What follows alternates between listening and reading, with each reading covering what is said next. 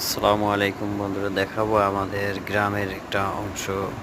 এখানে গ্রামে পেঁপে গাছ, কলা গাছ, এখানে অনেক সুন্দর পেঁপে ধরেছে।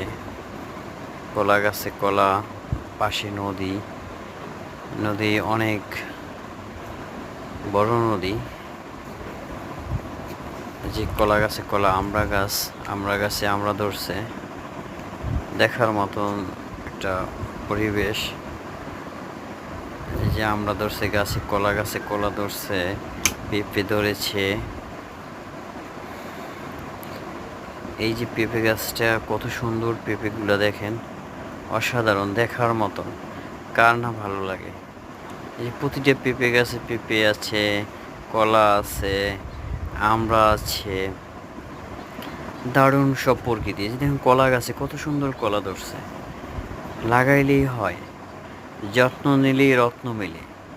আমাদের এই সবুজ শ্যামল দেশ কত সুন্দর, উর্বর শক্তি আছে জমিতে, লাগাইলেই হয়ে যায়।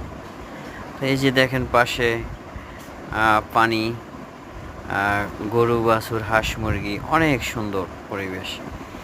চাষাবাদ করলে ভালো ফলন পাওয়া যায়। এখানে সবাই মিলে আমরা চাষাবাদ